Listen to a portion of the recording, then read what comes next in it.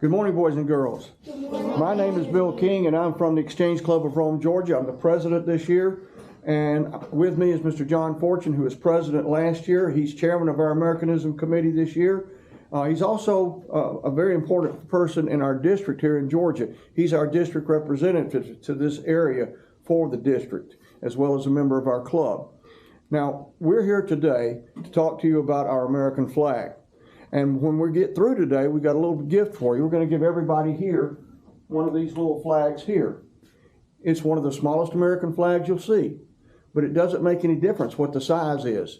It's more than a piece of cloth attached to a stick. Regardless of its size, it represents the greatest country on earth. And it's the only flag that I know of in the world that has something on the flag that represents every one of us. And that's what? What do you think that is? Yes, ma'am. Stars. The star, exactly right. The stars on the flag represent are what? What do they represent? Yes, ma'am. Each and every state. Each one of the states, all right? Now, our flag didn't always have 50 stars on it. In fact, our very first flag was never adopted by our Congress. And I'll show you why. Mr. Fortune is going to help me with this.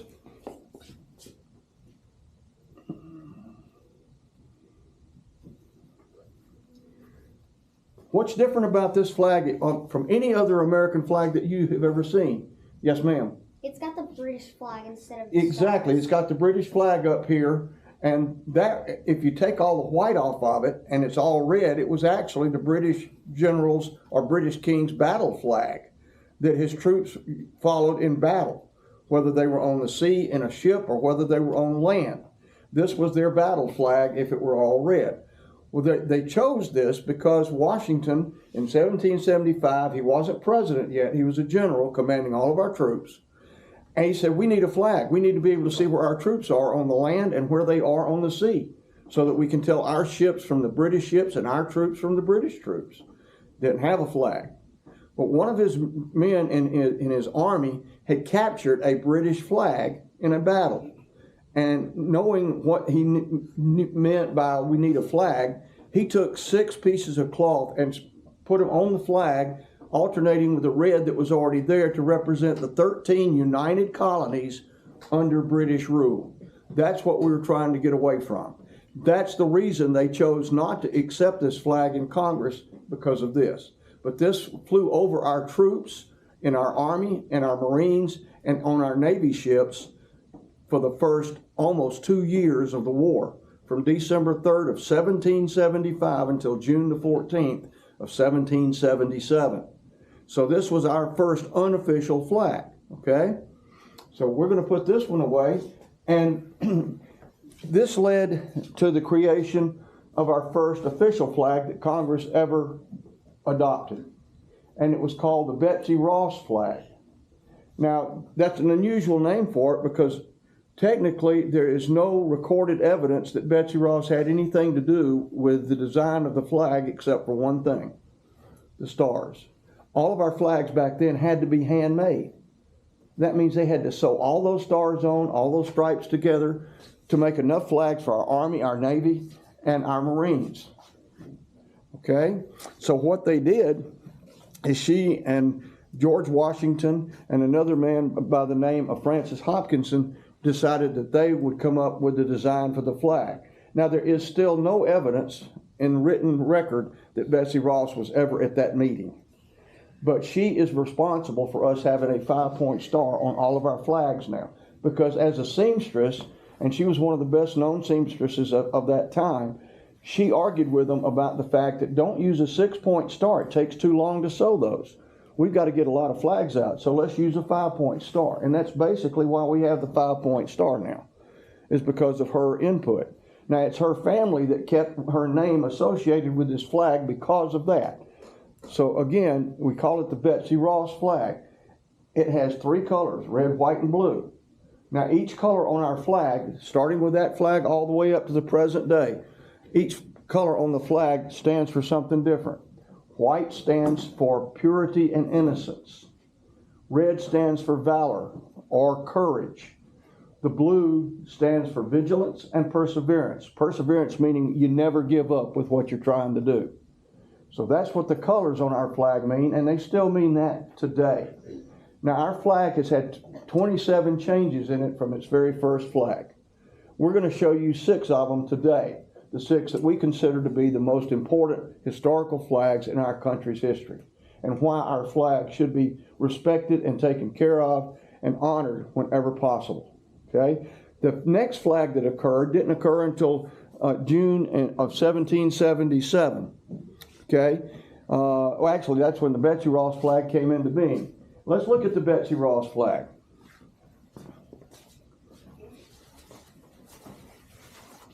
Our first flag had 13 stripes that they kept from the Grand Union flag that we just saw a few minutes ago.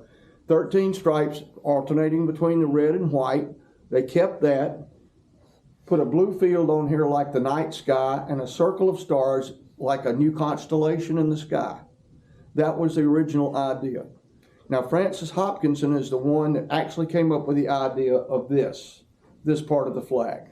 He was a congressman from New Jersey. He was in one of our congressional groups. He was in, I think, our Second Continental Congress.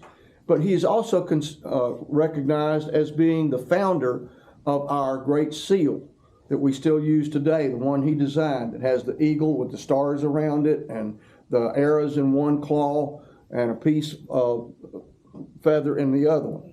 So he designed that. So they really tend to give him more credit for designing this flag than anybody, okay? Now, this was over all of our troops from December 3rd of 1775 until June 14th of 1777, okay? By that time, we'd added 2 more states. And the thought back then was, well, if we add 2 more states, we'll put 2 more stars on the flag and 2 more stripes. Now, it sounded like a good idea until they found out that they were going to get more states. So in 1818, they had to come up with an act called the Flag Act. They took the extra 2 stripes off the flag and said, we're going to go back to the 13 stripes to honor the 13 original colonies. I think that was a good idea, because what would a 50-stripe flag look like? It'd be so big you couldn't get it on a flagpole. Okay? So they went back to the 13 stripes, alternating in red and white, and they added 2 stars, and it became a flag that was the only flag in our history, okay, that had 15 stripes, and it's called, by its nickname, the Star-Spangled Banner flag. Now, a little bit of history while they're putting that one up and get the other one out. The Star-Spangled Banner flag flew over our country from 1818 until, I'm sorry, not 1818. I'm a little ahead of myself. 1795 till 1818. 1795, we added the 2 states. Now look at this flag. You see how they've changed it from a circular design of stars to this. Then we have 15 stripes. Now there's a couple of neat things about this flag. It's the only flag in our history that had more than 13 stripes.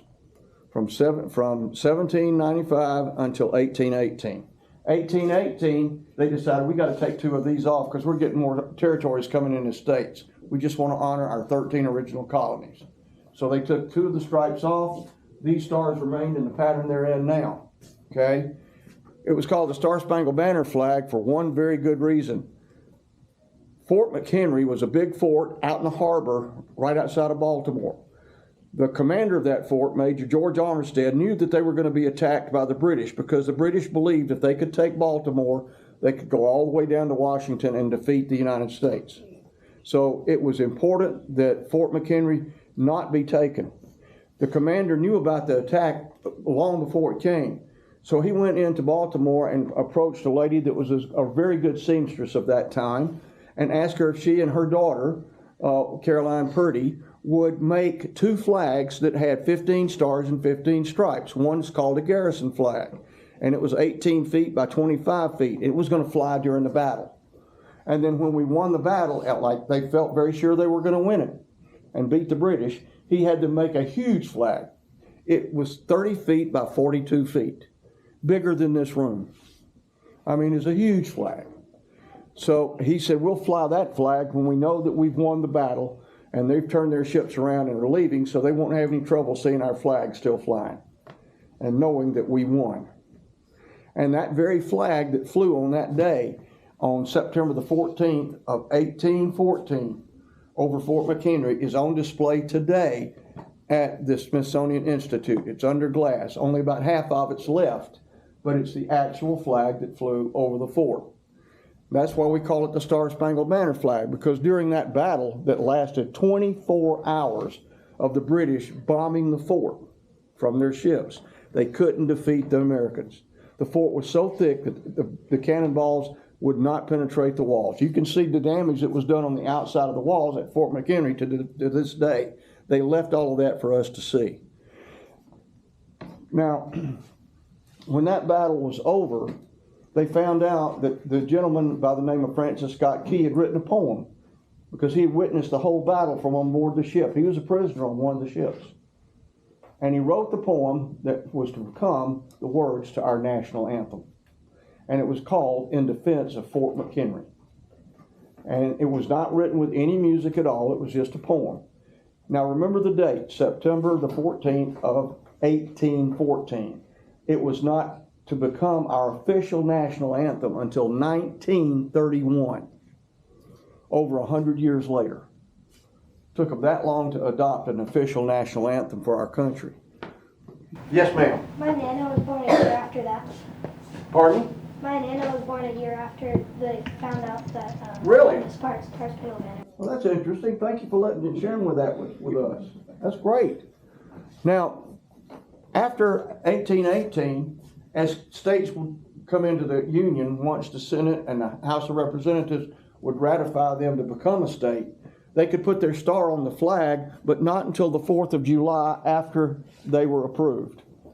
Okay, so from that point on, all the way up through to today, and even into the future, if a territory wants to become a state, they cannot put their star on the flag until the next 4th of July. Remember that. That's going to play an important part in the last two states that we had. Now, we're in 1795 now, okay? 1818, we get to that point, we've got another new flag. Many more flags came in. But in 1861, you're going to see a flag that started in 1861 at the beginning of the Civil War.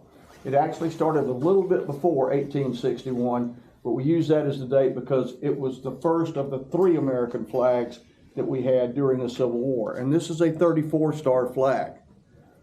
Again, the straight rows of stars in the blue field, still the 13 stripes.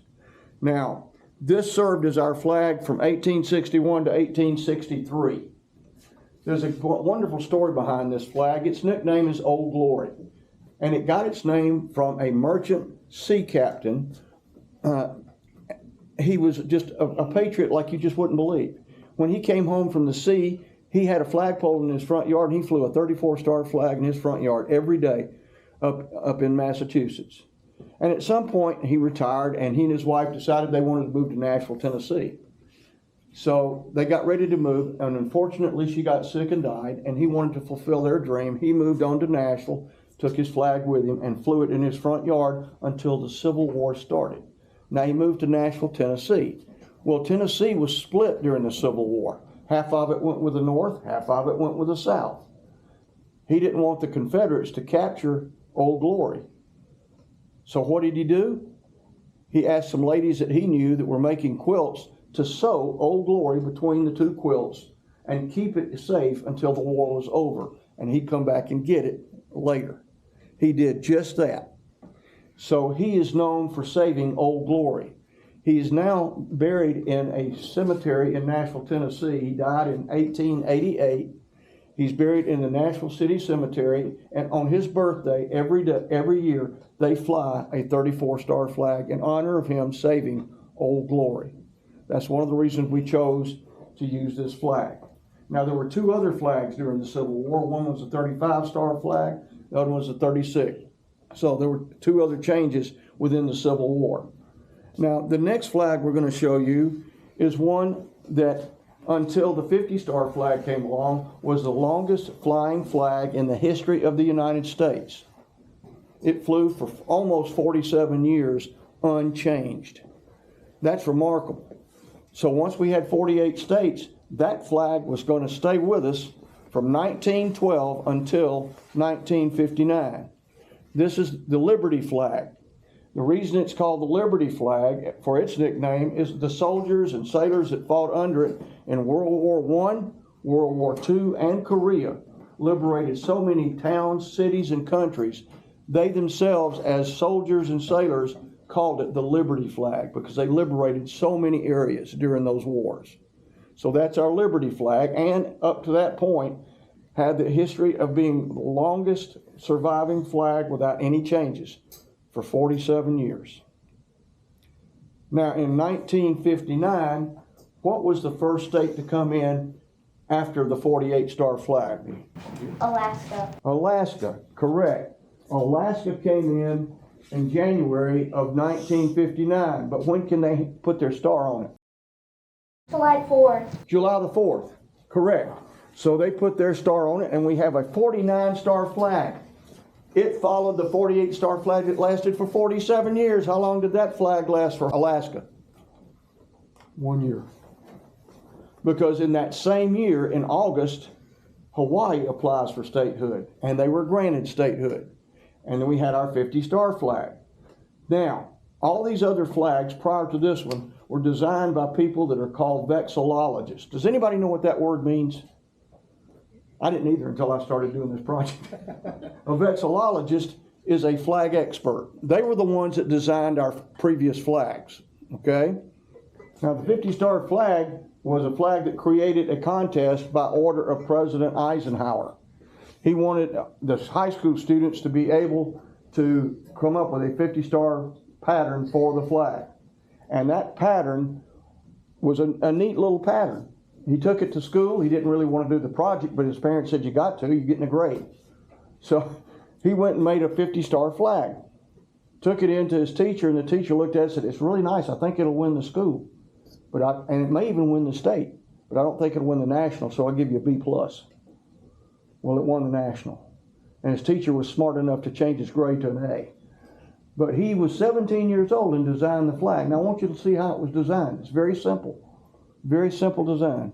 If you start in any corner where you see the star here, it will go from 1 star to 3 stars to 5 stars to 7 stars and to the 9-star row. And then it backs down using the same number in reverse from any corner. That was his design. 17-year-old boy did that. And that became our 50-star flag. And it now holds the record as the longest flag without any changes. Okay? Now, why are these flags so important? Yes, they're made out of some kind of material and they're pretty to look at. They got 3 colors. But what do they represent? Yes, sir. America. It represents America and everybody that's in it because of the stars, right? Does anybody know what number star Georgia is on the flag? 4. Number 4, correct. All right, if you go to the top and go across to the 4th star, that's Georgia. And that's true of any of our flags that have stars. Now, you think back to that 15-star flag. There was only 3 stars in each row, right? So you count the first 3 on top, and then you go back to the first one on the second row. That's Georgia. But in the rest of them, it's the 4th star. Why? Because we were the 4th state admitted to the Union. Yes, ma'am. What was the first state? The first state was Delaware. Delaware. Okay, now, if we think for a minute about our country and about our flag, here's why we need to really respect this flag. A lot of men and women gave their lives for that flag and this country and for us as people.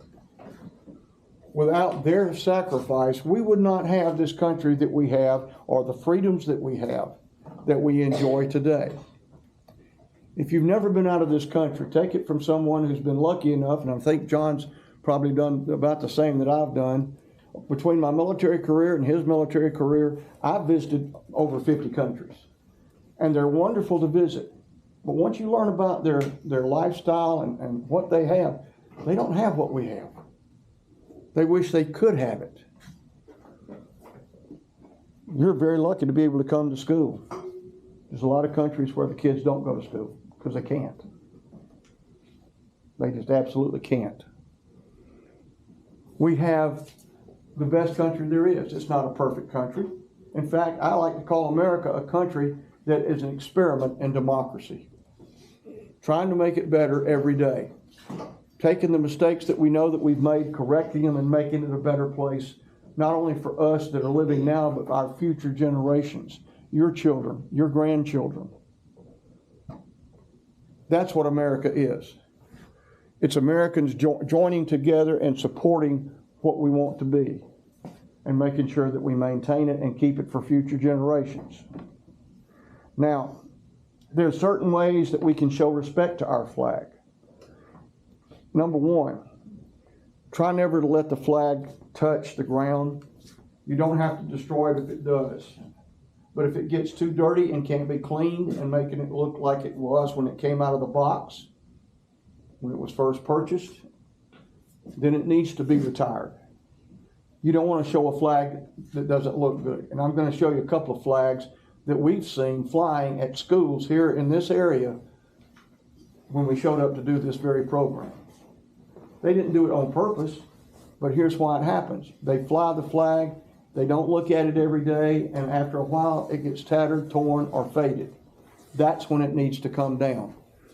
This was flying at one of our local schools. You wouldn't want that representing you, would you? Okay? Now, I've seen one that's even worse than this. I've seen one where every one of these stripes was torn at least halfway across. And the flag was really badly faded. What do you do to retire a flag out of service? Yes, sir. You cut off each one of them. That's right. You cut off each stripe one at a time. Okay? It's called a retirement ceremony. You cut off each stripe one at a time, starting at the bottom, and you burn it completely before you cut the next stripe and put it in the fire. And you do that with all of the stripes, and all that's left then is this part of the flag. Okay? Now, you eventually will burn this, but you can, in honor of somebody that you know is a great patriot, you can cut a star off, or as many stars as you think need to be presented to people that have done something great for this country, and give it to them in honor of their service to the country. And then you would burn the rest of the flag. That's how you properly retire a flag. Don't ever just wad it up and put it in the trash can. That flag means too much to have that done to it. In your classroom, you have a flag that's on display. It's displayed absolutely perfect. 45-degree angle, or as close to it as the holder will allow, and it's flying freely. Nothing's keeping it from flapping back and forth. That's the way it should be displayed inside like that. Now let's say that you've got a flag and you don't have a flag stick in your room.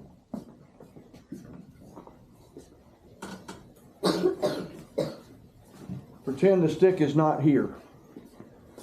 If it's going to be put on the wall, it should be put on like that, so that the stars are on this side, okay? If it's going to hang down, it's going to be like that, okay? On a car, you've seen cars with American flags on them. That American flag should be on the right front fender, so that as it's approaching anything, it looks like it's on the left of the people that are looking at it, but it's on the right of the people that are actually showing it. And that's how all those flags should be presented, is on to the right of the presenter, whether it's a car or whether it's a person, whether it's on stage or not. If you're looking at a stage, the American flag should be on the extreme left-hand side to your left, and any other flags on the right-hand side. Okay? Now, how about when you're at downtown and you're at a parade and the American flag is passing by? What do? What's the right thing to do? Yes, sir. Take off the cap if you have one. If you have a cap on, you take the cap off and you put your hand over the heart and the cap is up toward your shoulder.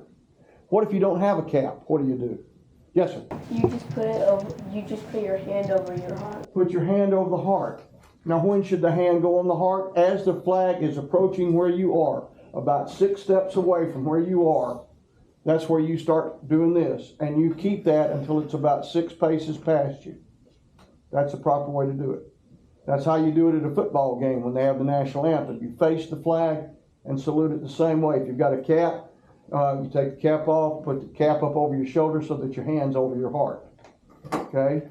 Now, Mr. Fortune and I have both been in the military, and they have now just approved for us as military retirees that when the national anthem is played or when we're doing the Pledge of Allegiance, we can salute even when we don't have a hat on and when we're not in uniform because we were in the service. Or we can do this. We can do either one. That's proper etiquette toward the flag during the national anthem and Pledge of Allegiance. Now, how many of you have ever seen a flag in your neighborhood that needed to be replaced? I think all of us have, at one time or the other. Why does that happen? Because we don't check it. We don't look at it. We don't take enough respect for it to check it and make sure it's in absolute perfect condition. And what should you do if you see that? I'm going to make a recommendation to you. Very politely, go up and ask the people, could you have their flag? Because it's pretty worn and tattered, and we don't want it representing the United States and our people that have served in the military. And most of them will give it to you, and they'll go get a new flag.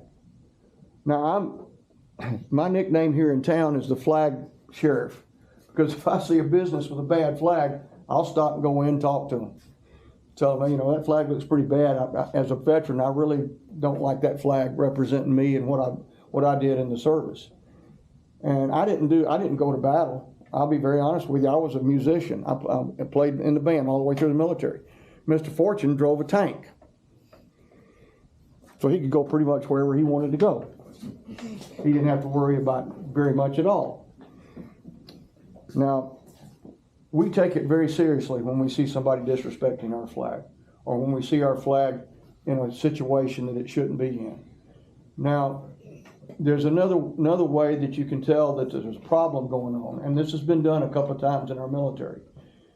If you're in a situation where your property or your life is in jeopardy or in danger, especially if you're in the military, the flag can be flown upside down. That's a sign of distress. But that should only be done in a sign of distress of life or loss of property. At no other time should that flag be upside down. Okay? You understand now why it's more than a piece of cloth? Why it's important that we respect it, honor it, and encourage others to do the same. Because the more of you that will do that, that's going to guarantee your future, your children's future, and your grandchildren's future of having a wonderful country. Don't take it for granted, and don't let other people take it for granted. I've been known at a football game, I'm standing there at attention saluting the flag during the national anthem. People close to me are talking or cutting up. I'll very politely say, please be quiet and show respect to our flag. And most of the time they'll do it. Sometimes they don't, because they don't care. We can't let that happen here in this country. We've got too much to be proud of, too much to share our pride with other people. And hopefully they will gain that same sense of pride in what we have. Because it's going to be up to you in just a few years to pass that on to your children and your grandchildren so that this country can continue and that flag will wave forever, no matter the size of the flag. Now I want you to be sure today to thank your principal, Miss Jackson, for asking us to come in and do this for your school like we've done for other schools. And I want to commend you as students for your behavior and congratulate your teacher for allowing us to come in and do this program for you today. I hope that you will take what you've learned today and this American flag that we're going to give you and put it in a place of honor and respect in your house, whether it's your room or your living room or your dining room. It's not a piece of cloth. It's you, it's me, it's everybody in this country that is a citizen of this country. And remember, it's the only flag that I know of and have seen that has something on it that represents all of us. And it's that simple little star. I want to thank you again for being such a great audience. And I want you to thank your teacher, Ms. Jackson, and your principal for allowing us to do this for you. Thank you very much. Have a great day.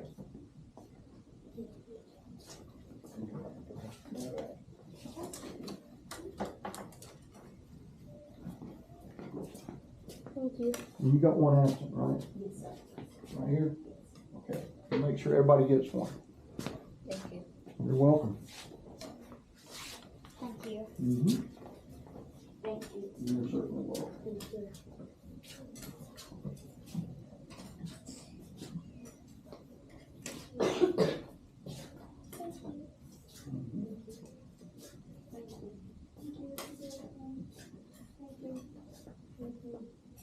Me too. Okay. They counted 25 out. Yeah, okay, got that. Thank you. You're certainly welcome. There's one more thing I want to ask you to do. When I've been in the foreign countries with a band, and we played their national anthem, their children, their adults, everybody sings their national anthem very proudly and very loud. And it bothers me when I go to an event here in this country and the national anthem's played. And a lot of people are not respecting it. They're not even standing still. They're talking. They're cutting up. You don't see that much in other countries. And I think John will, Mr. Fortune will corroborate or agree with what I'm about to say. If you go to a movie house in another country to see a movie, a lot of times they play their national anthem before the movie starts. And the people stand up and they sing. They're proud of their country. And they don't have half of what we have. We need to be as proud of our country, if not more so, because we have so much more. God's blessed this country with so much. And we got an awful lot of people that have lost sight of that. And it's up to you to turn that around as you grow up. Because some of you are going to become leaders. I just saw something this morning on the news that one of the baseball teams, their new coach is now demanding that everybody on the team will stand for the national anthem. There'll be no kneeling. There'll no be looking around. They're going to have to stand, be still, and respect the flag. That's what it's going to take to get us where we need to be. And you're going to be part of that.